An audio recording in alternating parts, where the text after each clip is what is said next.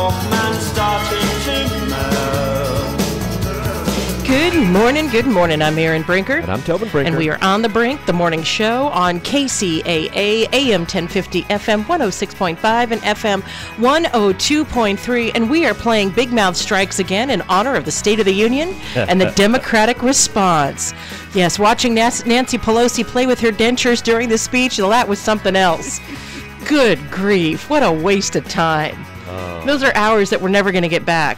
It's true. Never. It's gone. Yeah, I just, if you're going to talk about it being the State of the Union, to talk about the Union, let's start with the president. He brought out it was a parade of campaign tropes that came out. And forgive me, every single person had a really good story. The question is the State of the Union now, look at all these people who like me, or if the State of the Union, this is what's happening in our country right now? So we used to count applause lines, right? And now that's gotten so ridiculous. I mean, literally every 5 words they mandatorily have to stand up. Oh my gosh. And so a 30-minute speech becomes an hour and a half. But now it's not about counting applause lines. It's about who had the most guests.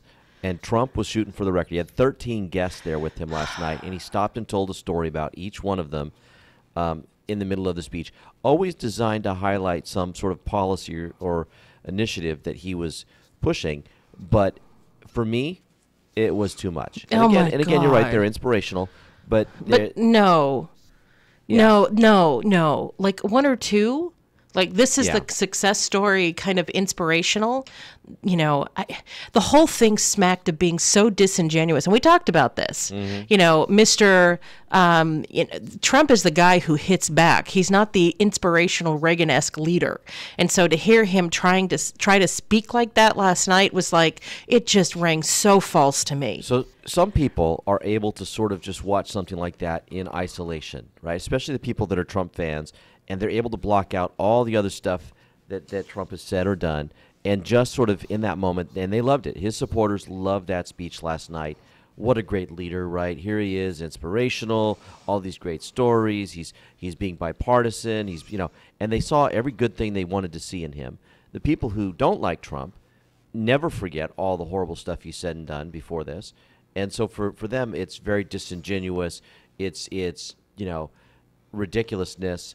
It literally is just a show. You're literally watching the wolf put on the sheep's clothing, right? And so the people on the two sides, I don't think changed anybody's minds. The question for me is, did he change the minds of a group of folks that are out there in the middle that he needs if he wants to have any chance of getting reelected in 2020? And for me, and I heard several commentators say this last night, for me, this speech was really him trying to set the table for where he wants to be 2 years from now. I got to be honest. I don't know that those guys were the people that whose minds he wants to change. I don't think they tuned in last night. Yeah, I don't know. And our words going to be enough to get them there with all the other stuff, right? Yes. Now, I have to give him credit because I think the economy is chugging along pretty well right now, but you got to worry that it's going to crash. And I keep telling I'm teaching Andrew Jackson and my students right now, and he was the first populist president, and he did a whole bunch of policies that were not particularly smart, but gave him the short-term gain of really being very popular with the people. And as soon as he left office, all of the bad stuff came crashing down on the newly elected president, his former vice president. So Martin Van Buren carried the weight of Jackson's bad policies. And I feel like Trump's kind of doing the same thing, that all of this spending and the tax cuts and all this stuff that, that's really revving the economy up and making things go, the next guy's going to walk in and it's going to be a game of hot potato and the music's going to stop. Right. Yeah. And the recession's going to hit and the next guy's going to be like, what the... Here's what the State of the Union should be. It should be a clear picture of what's happening. And if those, the guests shouldn't feel like the props. Yeah. It should feel like an illustration of what you're talking about. But maybe it's his speaking style. He has such an odd speaking style that I focus on his cadence and not what he's trying to say. Yeah. Because it's just, the way he starts and stops, and it always seems patronizing. I don't like his oratory style at all. And then, like I said, Nancy Pelosi, like it totally looked like she was sucking on her dentures. Right. And so, she totally distracted me. And then you have Stacey Abrams. This was her rebuttal. Me, my family, and me, and I, me, I, me. That was her rebuttal. Yes, exactly. There were some interesting parts of the speech last night. There were some rhetorical twists of the words that were kind of interesting. There was a part, and I'm going to mess up the way he had it phrased, but he talked about if there's going to be peace and legislation. Oh, no, this is exactly what he said. If there's going to be peace and legislation, there cannot be war and investigation. It just doesn't work that way. And he was trying to make this connection between, if you guys want to get things done in this country, you're going to have to stop investigating me. And, he timed that. That piece was put in there kind of right after they'd had some rah-rah moments. So they had this sort of, thing where they were all sort of up and clapping and chanting, USA, USA, USA. And then he drops this in on there, and I thought I thought the speech was well done in that regard. That he really moved his audience in that room and played them in some ways, right? He got the optics that he wanted, right? I mean, yes. Here he's standing there, and he had all the Democratic women up and chanting and clapping for him, and even he seemed a bit surprised by it, and then he turned right around and made this rhetorical flourish. I thought that it was interesting, though. One of the commentators then compared that to Watergate with Richard Nixon's 1974 State of the Union, where Richard Nixon said 1 year of Watergate is enough. Yes, but we're running on 2 years with I know. The investigations with Trump. Yeah. Yeah. I did, one high point I have to say, the gentleman who was the Holocaust survivor and everybody sang him happy birthday. I think that was pretty nice. Yeah, and that seemed the singing the happy birthday and all that seemed very organic, and the people seemed genuinely touched in that moment. Trump did make the strong case though last night for that wall, Aaron. He wants that wall. Now, he did not declare a national emergency last night. Some people thought he might, but I think again he. From a political standpoint, he was smart not to, but he made a strong case. In fact, I think it was almost too strong, and I say this because I'm a guy who likes politics, but after about the third or fourth story of why he needs this wall, I start to glaze over a little bit. Yep. I'm done talking about, it's too much for me, and there's a lot of memes going around about Nancy, and the picture they've all got is her little golf clap is what they're calling it. Oh, yes. And the look on her face is just, the sneer on her sneer, face. Yes. Well, I think her dentures were coming out. Yeah, I think too that, maybe she was just reading the text of the speech behind. I've never seen someone sitting behind the president fussing around as much as she did. They usually sit stone still. She had papers she kept pulling up and looking at, and she was very active behind him. I saw her several times lean over and talk to Vice President Pence, and I'm thinking to myself, if I'm Trump and I'm giving a speech and I got someone whispering behind me, that seemed kind of rude. But it made her look bad, not him. Yeah. I agree. Now, I'm a teacher, and I always watch these speeches wondering what are they going to say about education. And guess how much education got in this year's? Almost none. Yeah, it got a line. It got a line, Aaron, a whole sentence. And I think last year he didn't have anything. And usually what I'll do is I will cut and paste that one line or not, whatever section it is. And with Obama, it used to be fairly long segments, a couple paragraphs. But here's what Trump said about education. To help support working parents, the time has come to pass school choice for America's children. Period. That's it. He didn't go into any definition of what school choice is, whether it's more charter schools, whether it's vouchers. It's just a statement of an affirmation of and not why. And not why. Doesn't make the case. No, Yeah. I mean the biggest for the people who are proponents of school choice, I think the strongest argument that they can make is that it allows people, allows families in areas where the schools are failing to be able to take the dollars that they would have been spending, or that the state would have been spending to educate them in a failing public school, and allow that family to make a choice about where to go. I would love at some point to see, and I think it should be a federal law that covers the whole nation, to make it illegal for school districts to arrest or fine parents if they try to send their kid to a different school district. They can do that? Yeah, there was a woman a few years ago who got arrested because she used a fake address to get her Oh, kid that's into a right. school. Well, that's insane. I know. And I just think, if you're for choice, right, that's like the most basic. And she was sending her kid from one public school to another public Right. school, but she got accused of lying on documents and fraud and whatever they want to say, and they arrested her. And I'm like, I'm sorry, you got one chance at your child's education, Yeah. And if your kid is stuck because of geography in a horrible school with limited opportunities and nobody from that school is going on and doing the great things in life that you want your kid to be able to do, I think it's, as a parent, you're obligated, morally obligated, to break the law. Absolutely. And send your kid. You find a got way to one get- chance. Yeah. And let's talk about horrible schools. Does that mean that the schools have to have the best test scores? Well, we've already talked about what how we feel about, and especially Tobin. He's the he's the expert on this. The test scores, how it distracts from the school year. Mm-hmm. It's really about if Junior's learning anything. Is Junior coming home with intelligent homework? Are they doing bubble words? Are they Culture and climate of the school is big. Yeah, big.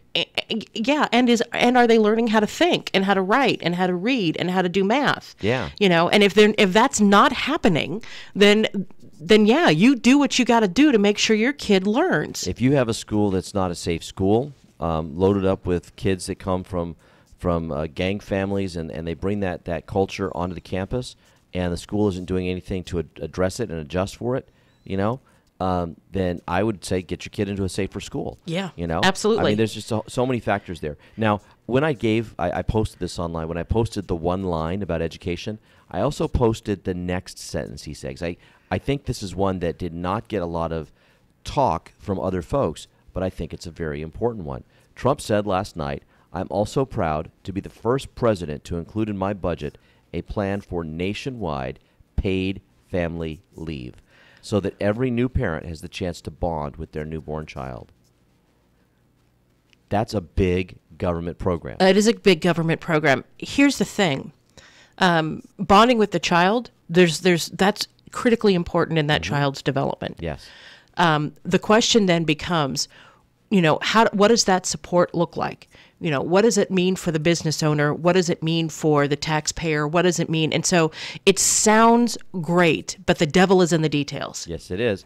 And the question always comes back to how are you going to pay for it? And already under this Trump administration, we're seeing trillion-dollar deficits, and so adding more programs without figuring out where the revenue is coming from or where some other offsetting cuts are going to come from is irresponsible. And so while I'm in favor of this program, and I think it's one of those programs that typically you would see Democrats would be the ones, chomping at the bit saying, yeah, let's do that. And it would be Republicans that would be kind of skeptical of it. I think it's going to be interesting to see if he's able to do anything on this one. I would like to see an economy where there's a single head of household. You can raise a family with one person working, because especially in those early years, if there's a way that it doesn't have to be mom, that mom or dad or grandma or somebody can stay home and the family can stay home with that child, then that's the best thing for that child. Yeah. But the reality is, especially in Southern California, that both parents have to work. Yeah. And so,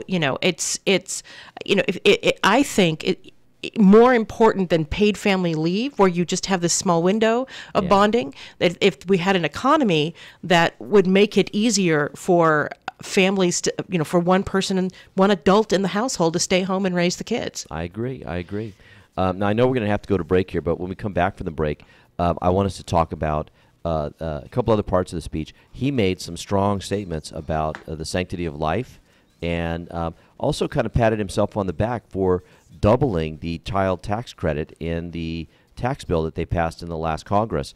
And I think that, he's painting a picture as a Republican Party that cares about kids. And I think that's an interesting face to put forward to the nation.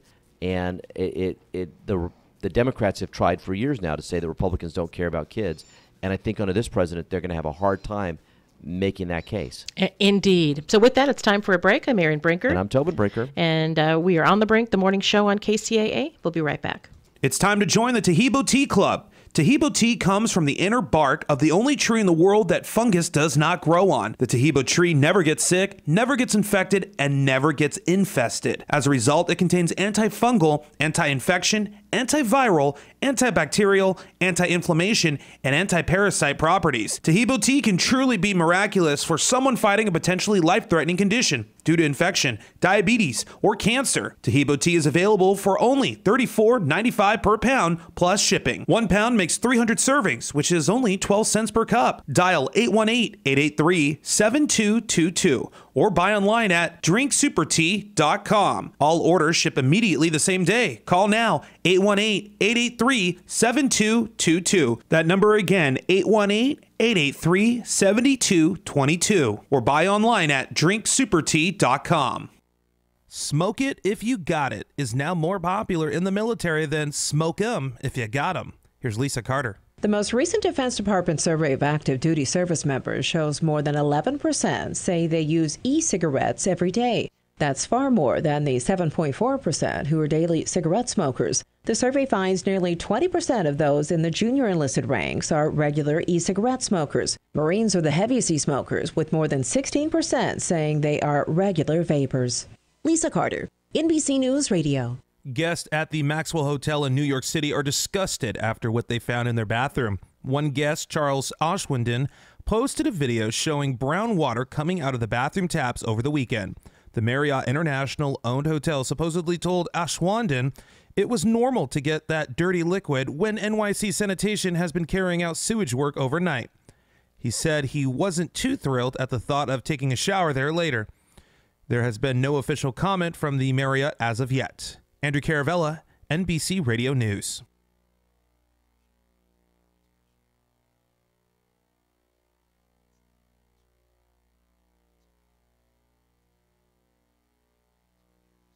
It's time to say see you later, alligator, to embarrassing and troublesome issues with your skin, nails, and hair with all-natural Cayman alligator oil. Cayman oil is locally made, right in Louisiana, where people have been using alligator oil for centuries to treat all kinds of ailments. A drop a day of Cayman oil can help you say, see you later, alligator, to athlete's foot, nail fungus, acne, eczema, rashes, dry skin, cuts, infections, MRSA, scars, burns, sunburns, and even ingrown hair and dandruff. If you or someone you know is tired of suffering with any of these skin, nail, and hair troubles, you need to visit mycayman.com to learn more about 100% natural, non-toxic, hypoallergenic Cayman oil and get a bottle today. Say see you later, alligator, with Cayman alligator oil at mycayman.com. That's mycayman.com.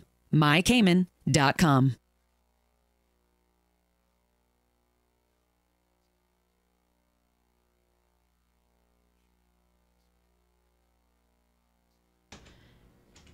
So we're just going to come back. We're having some computer issues here. Computer just froze. Right.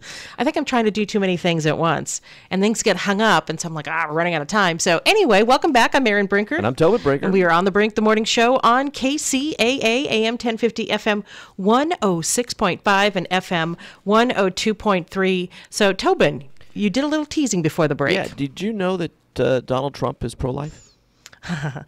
Actually, he didn't used to be. Yeah. And I have to say that I love the fact that he has stood up for life, Yeah. for the unborn. And it's interesting the way that he addressed the issue last night. He went straight at it, particularly because there have been several prominent Democrats in state positions that have tried to pass bills or have passed bills that have allowed them to or that are allowing abortion right up until the last minute. And Trump is basically making the case against late-term abortion. And he mentioned the governor in West Virginia. Virginia. Yeah, Virginia, where everybody went bananas because he was either dressed in a KKK hood Yes. or blackface, but they said nothing about the infanticide that he was pushing for. Yes. And so Trump never mentioned the blackface or the hood. He just talked about the infanticide, the abortion issue, which I think was a smart way of highlighting some very serious differences and also showing the hypocrisy of the Democratic Party in their way of always trying to suggest that it's just Republicans that have issues on race. There's plenty of bad people on race in the Democratic Party, and the governor of Virginia is a great example of that. Do you remember a certain Senator Byrd? Yes, I do. He was a KKK grand wizard Yes. from the state of West Virginia, right? Yes. And was he Republican? No. No, he wasn't. He was not a Republican.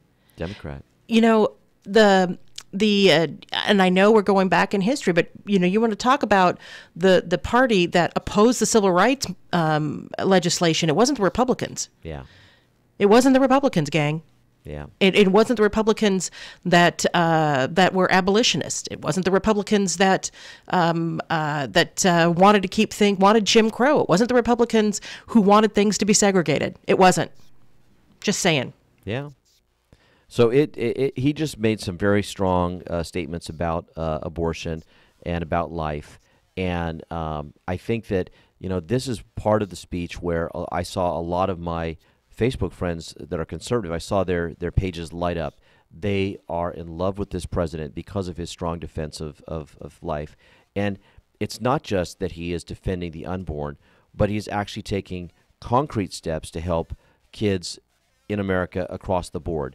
And I mentioned as we went to the break that in the last budget they doubled when they did the tax bill. They doubled the child tax credit, right? And so this is families that have kids are going to see some real relief in this tax filing, I think.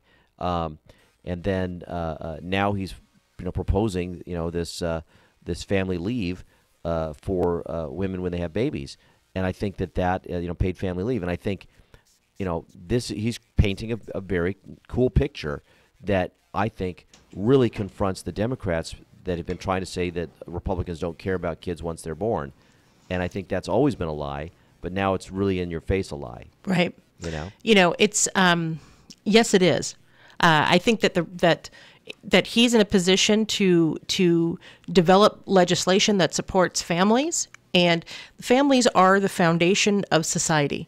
In any society, the family is the foundational unit that creates a stable society or creates a chaotic society. Yeah. And it's not the only thing, but it is the foundational thing. And so it's incumbent upon our people who are in the position of impacting policy to create an environment where families can thrive. Yes. That's the role of government. Create the environment where businesses can grow, where children can be safe and flourish. So that and get out of the way then, because then people can develop their lives on their own. So one of the guests that Trump had there last night was a little 9-year-old girl. Her name was Grace Eline, and she has been diagnosed with germinoma, which is a type of brain cancer. Oh. And after introducing her and telling her story, he then, announced sort of a major financial investment in trying to eliminate childhood cancers, right? And again, he's painting a picture here. He's saying, we care about kids. We're going to do things for our kids. He also announced that he wants to eradicate HIV completely in 10 years. Yes. In this country and beyond. And so, let's see if the legislation follows and the funding follows. It's time for a break. I'm Erin Brinker. And I'm Tobin Brinker. And we are on The Brink, the morning show on KCAA. We'll be right back. KCAA Loma Linda, 1050 AM, K292 FQ Riverside, and K293 CF Moreno Valley. This is an NBC News Radio special report. The State of the Union. President Trump is calling for an end to foolish wars and ridiculous partisan investigations. Trump saying in his State of the Union address last night, if there is going to be peace and legislation, there cannot be war and investigation. It just doesn't work that way.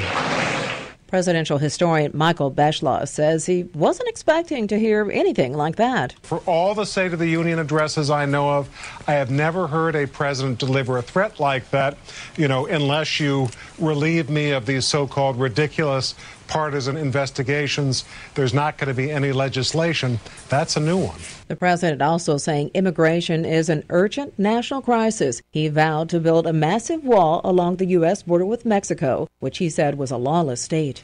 Lisa Carter, NBC News Radio.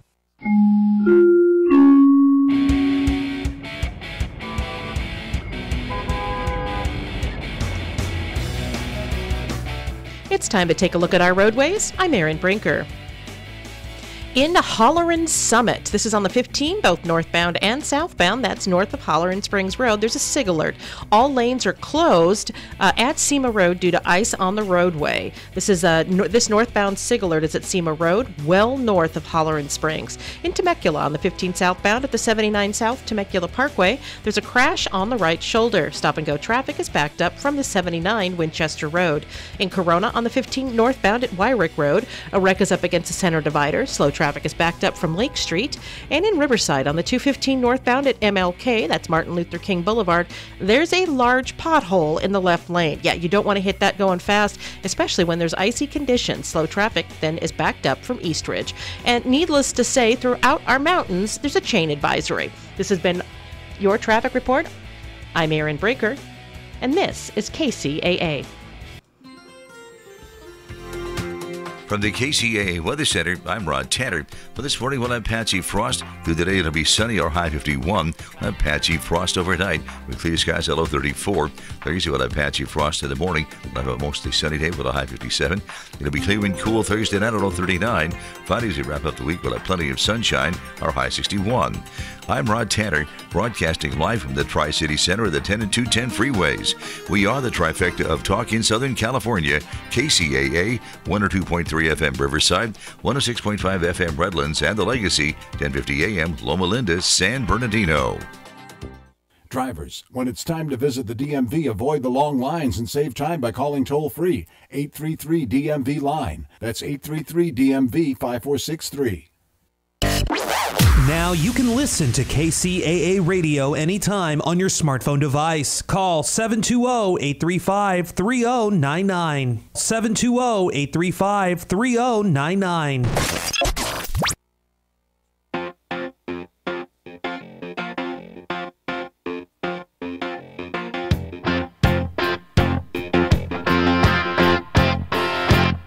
What I want, you've got, and it might be hard to handle. But like a flame that burns a candle, the candle feeds the flame. Yeah, what I got, full stock of thoughts and dreams that scatter. When you pull them all together. Welcome back. I'm Erin Brinker. I'm Toby Brinker. And we are on The Brink, the morning show on KCAA, AM 1050, FM 106.5, and FM 102.3. Love that song because, baby, you make my dreams come true. Oh, she likes me. I do. After 25 years of marriage. Ooh, let's keep that going. Hey, so I got a whole bunch of other stories ready for us today besides the State of the Union. Well, I want to talk about the San Bernardino Council meeting. Yes, they're starting. There's an issue that they're going to be discussing today that's going to limit the amount of time that each council person can speak at the dais. Yes. Now, I understand why they limit outside speakers because, first off, if you have a hot issue, you could have 100 of them, and so you have to have some limits to reduce the number and keep the Otherwise, time you're going to limit. be there till 4 a.m. Yeah. But the elected leaders, these are the people who actually have to make decisions. They need to be able to get information, and they need to also have an opportunity to try to sway their colleagues if they have differences of opinions. Because they cannot speak to one another about these issues except in public, Yes. right? Because that would be a Brown Act violation. Yes. So what you're doing, what this would do, is then limit the elected officials' ability to understand the issue and to speak about an issue. Yes. And so, this is interesting. It seems like it's designed essentially to shut down dissent. It is. That's exactly what it's designed to do. Primarily because the new mayor has his majority on the council, And so they'll get the majority of the time, and they'll be able to reduce and limit the time that the people that disagree with them get, and then move on. That's anti-democratic, folks. And Yeah. one supporter of our mayor was posting on a local Facebook page that that she said that there's particular council people that shouldn't be allowed to speak at all. And I think her tongue was in her cheek. At least I hope so, because that would just be fascist. Yeah, right? So, yeah. It'll be interesting to see how this gets decided tonight. It's very rare that councils put these kind of limits on themselves, because even the people who are on the majority side recognize that it's going to limit their ability to speak, and there's going to be times you're going to want to say more, and you're going to be like, well, hold on, this rule sucks. Right, Let's get because rid of it. And let's be honest, they're dealing with complex issues, Yep. and if they're not allowed to discuss those issues outside of outside of being in the public eye. They have to do it in the public eye. Then what you're telling them is that you have to make decisions on stuff that you really don't understand yet. Yes. Now, that doesn't mean that they can't go ask staff questions before a meeting. Which most of them do. But you still need to have those discussions. They still need to have the freedom to have the discussions. Let me tell you how I would do it. I would ask staff the questions beforehand, so I knew I'd already knew what I wanted to, where I was headed when I came into the meeting, right? And then I'd try to keep an open mind in case I got some new information that might change my mind. But generally speaking, I had a good understanding of the issue and where I was going to be, okay?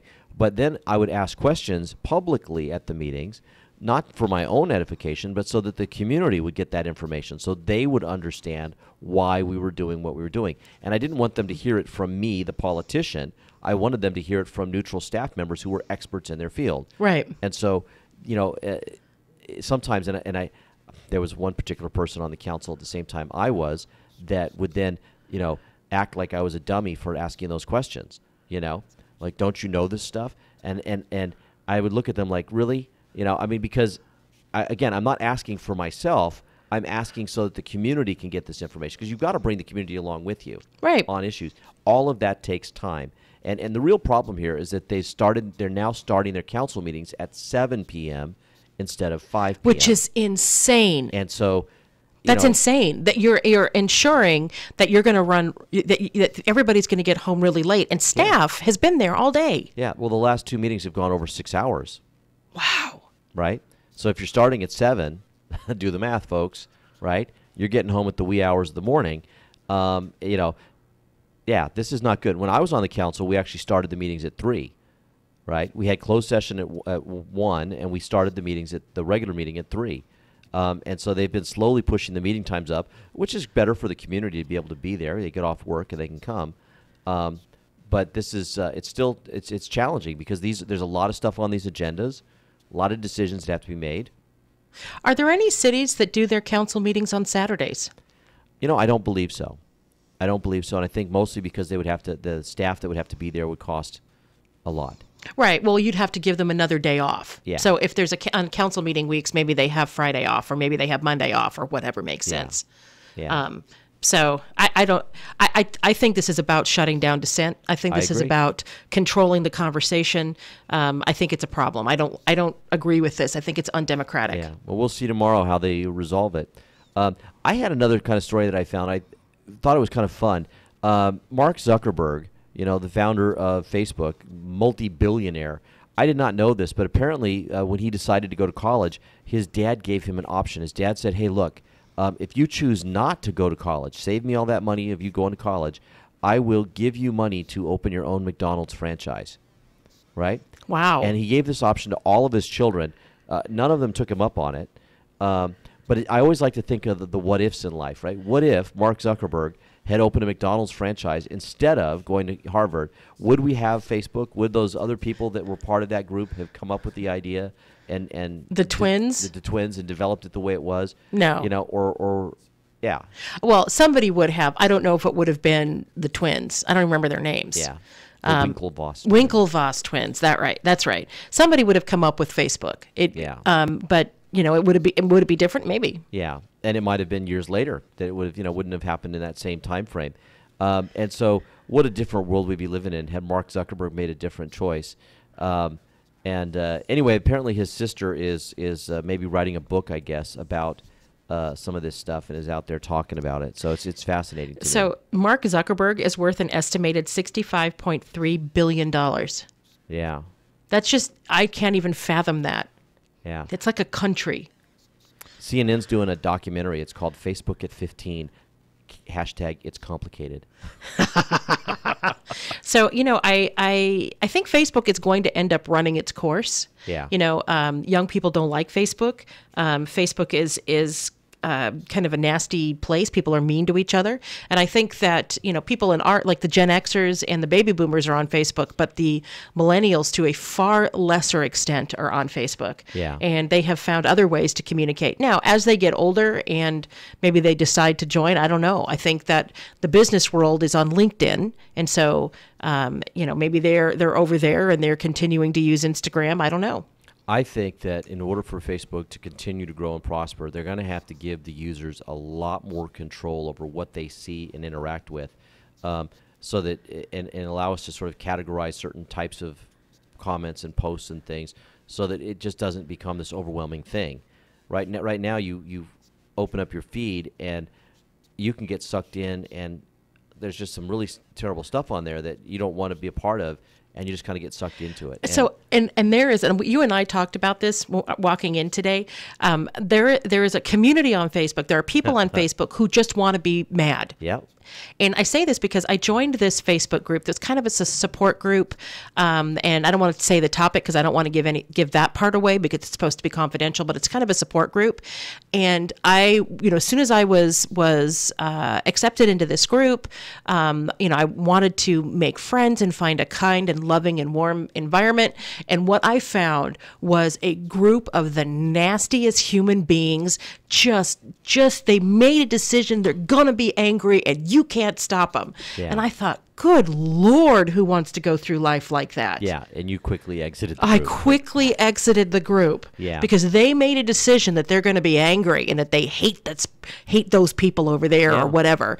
And I'm trying to be very intentionally vague because, like I said, I don't want to give anything away. I like that you use the word intentional. I try to be very intentional on my Facebook journey, and I have certain groups that I'm in control of. And I try to make sure that I block out a little bit of time and energy for the ones that are interesting to me. So I run a group called Inland Empire Teachers. It's a fabulous group where educators post information about education and talk about the things we're dealing with. I love that group.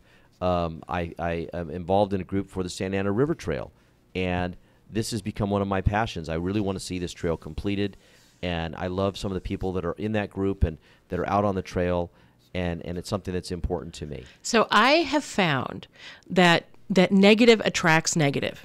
If you are a sour person, you are going to repel people who are not sour, and you are going to attract people who are sour. Yeah. So it is this vicious cycle of getting stuck in an angry vortex. Yeah. And only you can make the decision to break out of that. We largely control how we react to things, meaning I'm not talking about the initial reaction because we all have that initial emotional reaction to whatever it is that triggers us. But it's beyond when you get past that emotion and your ability to think rationally takes over, that you can then put it in its place and make a decision about how you're going to react.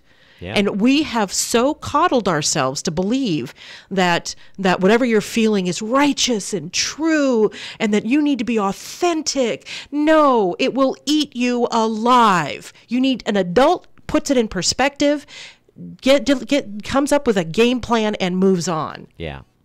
Yeah. So with that, it's time for a break. I'll get off my high horse. Did I cut you off? You did not. We're okay. All right. 25 years. 25. He's like, 25 years. Tick tock.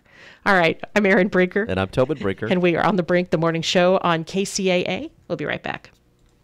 Looking for a new place to eat? Delicious food at a great value? The Tri-City Center in Redlands is proud to announce the grand opening of a fine new dining establishment. Terry's Diner, at the former location of the Spunky Steer in Redlands, is officially open for business daily from 6 a.m. to 9 p.m. with delicious, mouth-watering breakfast, lunches, and dinners. Treat yourself to Terry's tasty dessert menu, such as Terry's famous sundaes, banana splits, hot fudge cake, old-fashioned root beer floats, Frosties, cakes and pies, too. You'll find weekly lunch and dinner specials all under $10, including Angus steaks, burgers, Greek salads, pasta seafoods with wine and beer. Terry's brings years of tasty temptations from DJs in San Bernardino and Alta Loma. Join a new tradition in Redlands. Stop by at 1350 Industrial Park Avenue between Tennessee and Alabama in the Tri-City Center. Google Terry's Diner Redlands on Yelp or find them terrysdinerredlands.com. Rent-A-Center is lowering prices like way down. Now for $19.99 per week, you can get an Xbox One or PS4. And what better way to enjoy those consoles than on an Alturo Dune sofa with a reversible chase? Again, for $19.99 per week. $19.99. Rent-A-Center has a worry-free guarantee, free same-day delivery, and competitor price matching. Rent-A-Center, located in the Tri-City Shopping Center in Redlands, where the 10 and the 210 meet between the Alabama and Tennessee exits. Rent-A-Center, $19.99 per week. Sale price is valid until October 28th. This is Dick from Carpet Masters. Carpet Masters has been serving the Inland Empire for over 55 years. Carpet Masters uses extraction cleaning for your carpet because there's no better cleaning to remove the soil from your carpet. All of our furniture cleaning is done by hand in your home or in our plant. Carpet Masters also offers dry cleaning for fine furniture. Call Carpet Masters at 793-7215. That's 793-7215 for Carpet Masters. I'm finally getting my abs back thanks to TC1 Gel. I gained some inches around the belly last year and the holidays didn't help either. But then I discovered TC1 Gel and now 2019 is the year of my abs returning. TC1 Gel is a thermogenic gel that you rub on your waist 15 minutes before exercising. Then simply put on the TC1 sweat belt and start your workout. You'll sweat like crazy and feel the burn. It focuses on boosting circulation, increasing perspiration, activates body heat, reduces muscle fatigue, and burns off more calories.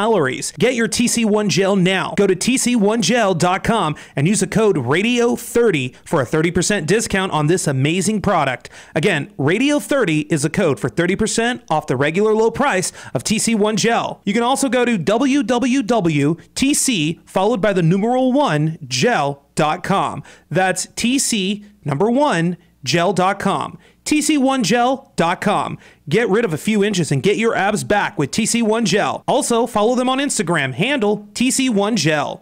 The Snow Country Ski Report is sponsored by Indeed. Used by over 3 million businesses for hiring. Post a job today at Indeed.com/hire. Storm keeps rolling in and the snow keeps piling up. We've got a powder day at Mountain High with around 35 trails open off of West Resort, and they are expecting to turn those chairs today. Snow Summit storm total 12 to 20 inches so far, with more on the way. They're skiing and riding it all. June Mountain, over 9 feet of snow. Mammoth, 12 to 36 inches of snow in the last 24 hours and over 9 feet in the last 4 days at Mammoth. And China Peak, 3 to 6 feet in the past 24 hours, bringing the 4-day total up to 11 feet of snow. And they hope to operate Chair 6 and the beginner carpet as they continue to dig out the other lifts. Squaw Valley, over 4 feet of snow, and it's still coming down heavily. Get the details at snowcountry.com. I'm Jan Elliott on the trifecta of talk, 1050 AM, 106.5 FM, and now 102.3 FM, the stations that leave no listener behind.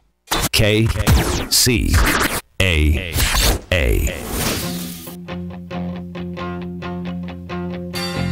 Loving you isn't the right thing to do. And how can I ever change things that I feel? If I could, maybe I'd give you my word. How can I, when you Welcome back. I'm Erin Brinker. I'm Tobin Brinker. Are you sure about that? I am. And we are on the Brink, the morning show on KCAA, AM 1050, FM 106.5, and FM 102.3. And anybody who knows Tobin and me knows that one of our favorite pastimes is eating. Yes. And we love going to locally owned restaurants, which, you know, if you're in a new area or if you're trying something new, can be a little scary. So what do you do when you're looking for something new? You go to Yelp. Exactly. And you find out what people have said about it. Well, we are so excited to welcome to the show Carl Bialik. He's a data science editor for Yelp, using consumer and business data to chart economic and lifestyle trends. Previously, he wrote for 538, including covering the 2016 election. Before 538, Bialik worked for the Wall Street Journal, where he wrote the Numbers Guy column from 2005 to 2013. Bialik is a lifelong New Yorker and a graduate of Yale in math and physics. He has written 489 Yelp reviews and contributed 489 photos. Mr. Bialik, Carl Bialik, welcome to the show. Thanks. I'm up to 501 reviews now. Oh, so you are a superstar Yelp reviewer. There's many with many more than me. It's pretty impressive. So are you living in New York right now? Because that is a foodie's paradise. It is, although I hear it is where you are too. You know, it's that's one of the joys of living in a big, in a highly populated area. There's some downsides, but the upsides are that you get this wonderful food from all over the world, and it's really fun. It's just really great. And so, so tell us about your experience at Yelp and how kind of how that you started getting involved with them.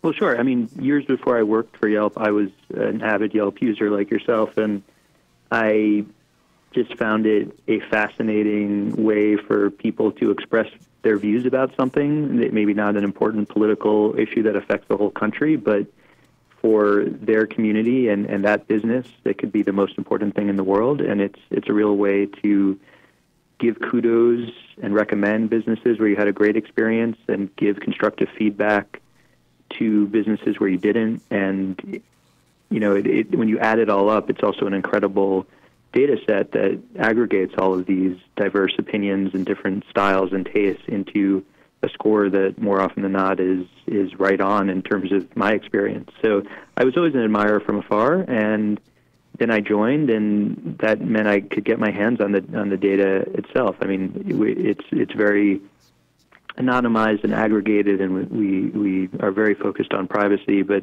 when you put it all together into millions of business listings and into 100+ million reviews and many more than that page views and searches, you really have this full picture of the economic health of categories. Are businesses opening and closing, and what are consumers interested in, and how is that changing? So what have you learned? What are the most current trends? And certainly one of the ways to determine whether a population has excess cash in their pocket is, are they going out to eat? Absolutely. And you're foodies like me, so this Yelp economic average includes a lot of food trends, and we're seeing overall over the last 2 years a rise in breakfast and brunch, which I know is a hot category in New York, and I'm guessing is in LA as well, in the LA area. And salad is on the rise as people are more health conscious during lunch especially. And as people maybe are turning away from carbs and also focused on gluten-free options, we saw a decline in sandwiches and bakeries, some of which are adapting and offering a wider range of foods. More broadly, economically, across the different kinds of businesses that we're tracking in this economic average, what we saw in the fourth quarter of 2018 was a decline of a couple of points. So we know some other indicators are telling different stories, and we'd expect that because we're measuring things a little differently. But that was somewhat troubling as a signal of economic trends, especially at the local level. So how can communities take advantage of this wonderful, rich information, and not only the major cities, but also the smaller communities, suburbs, outlying areas, to learn about, to help in the decision-making process on a policy level? Yeah, it's a great question. So all the data is freely available, all the data we're releasing as part of the economic average, and we're currently combining some of those areas with cities, so we're looking at the metro level as opposed to just within the cities. We're looking at other options for drilling even deeper. I mean, we could conceivably go to the neighborhood level and go to just the city and look at smaller cities and look at individual suburbs even. We just want to be really confident in sort of the meaningfulness of the data. Like, we're drilling down to very specific categories, so some of them are not present in certain communities or are only present with one or two businesses, so you can see very big changes reflecting just a couple of businesses changing fortunes. But it's definitely something we're interested in doing, getting more, even more granular than we are now, which we think is more granular already than a lot of other measures out there. So if I am looking at starting a restaurant and I want to see if that community has a capacity to support another eatery, can I turn to you for some help with some data? Yeah, I mean, we are already showing you for the categories we're tracking in your metro area how our restaurants doing relative to where they were a couple of years ago, not just restaurants overall, but in individual types like salad places. And I think we'd like to get to a place where for just about any community and any business sector, we can say something that's really grounded in the data about what's happening for every kind of restaurant and help you sort of decide between options. Now, Yelp is not just about restaurants. I know personally, I have reviewed all kinds of lodging at various resorts, or the guy who worked on my car, or whatever. Any business that I've touched, I've actually done reviews with. Not any business, but a lot of them. And that's a trend on Yelp too, isn't it? Yeah, absolutely. We have over 1,000 business types that we track and group, and that you can see in search results and that you can review. And it's really just about every kind of health and medical category you can think of, every kind of home service, every professional service. We're also adding categories all the time. We added axe throwing last year as a category. Are you kidding? Those places. No, I just awesome. had my first axe throwing experience recently. Yeah, it's fun. So we're definitely adapting to the changing local economy all the time. And this index, this average, the economic average, goes well beyond restaurants as well to cover lots of different types of categories, including shopping and home services and auto. So it's trying to be a full picture of the local economy. Wow, this is really useful. So how do people get their hands on this data? And is there going to be a formal release, or what's that going to look like? Yeah, it's live at yelpblog.com, and that's also where we're going to continue to update this over time. So it's now live through fourth quarter 2018, and we're collecting the data now that will be in the average for first quarter 2019. Would you mind giving that website out one more time? Sure. It's two words, Yelp blog, but smashed together, so yelpblog.com. Well, Carl Bialik, thank you so much for joining us today and letting us know about this information. I mean, like I said, this is critically important for city planners, for school districts, and anybody who is actively engaged in the economy. Thank you. Great to be on the show. Thank you so much. So with that, we are at the end of our show for today. I'm Erin Brinker. And I'm Tobin Brinker. And we are on The Brink, the morning show on KCAA. I'm going to play... pick up the Fleetwood Mac again. We'll see you tomorrow. You can go your own